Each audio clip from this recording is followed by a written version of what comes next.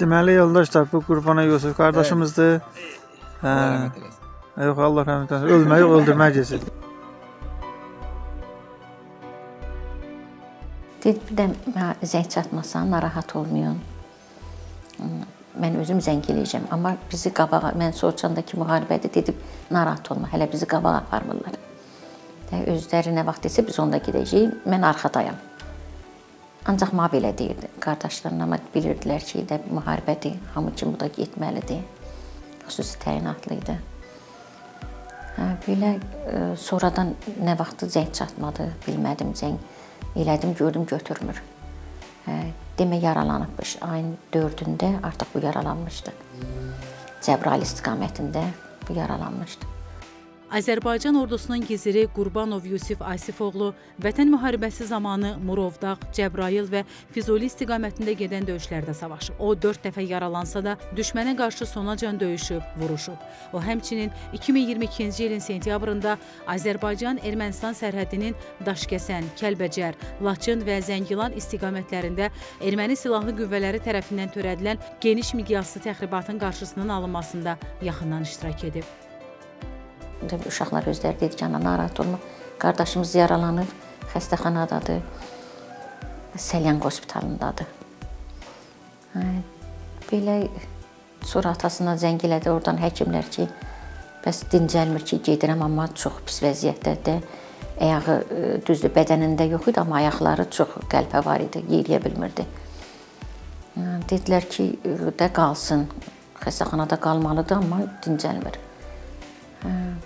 Sonradan eşitdi ki, yenə gedib, dincəlməyib elə, yenə gedib müharibəyə. 2020-də, yəni müharibə başlayanda 27 sentyabr, biz onda bildik ki, müharibədir. Bunlar bu xüsusi təniyyatda olduğuna baxaraq, o heç bir sirri, heç bir fikri heç kimə anlatmadı, demirdi. Ata da olsa, ana da olsa. Yəni, anası biraz ağrıyırdı, deyin, ona çox sözlər də demir. Nə deyirdi, o vaxtı qardaşlar da ordudaydı. Yəni, onlarla əlaqə saxlayırdı. Qardaşın dostlarından əlaqə saxlayırdı.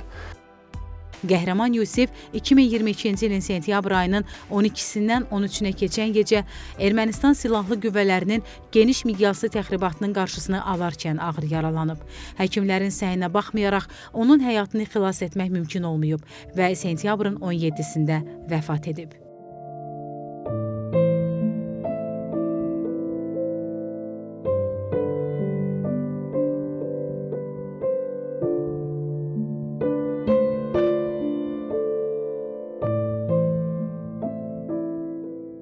Həkim dedi ki, bizə dedi, yuxarıdan da tapşırıblar ki, Yusifin öz komandirindən, nə olur olsun, mənim əskərimi xilas eləməlisiniz. Çünki o bizə lazımdır. Mənim əskərlərimdir, mənim evladlarımdır. Onları xilas eləməlisiniz. Mən dedi, canımı verərəm, tək o uşaq ayılsın. Amma onun bir iç orqanı yox, bütün iç orqanlarla ziyan dəymişdi. Ona görə dedi, çətindir, çox çətindir. İndi ondan geriyə qalan xoş xatirələr və qəhrəmanlıqlarına şahidlik edən şəxsi əşyaları valideynlərinin yeganə təsəlli ünvanıdır. Bu sözü Qur'an deyib, Tanrım deyib, Subhan deyib, ölməyəcək heç zaman şəhid.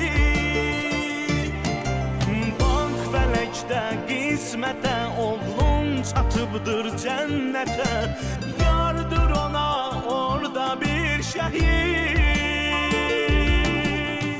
Mən onun telefonları buradadır, telefonlarında nələr müharibə vaxtı gedib, Azıq mağarasına gediklərini, çəkdiklərini, hər şeyi mən gözümlə gördüm, yəni telefonunda.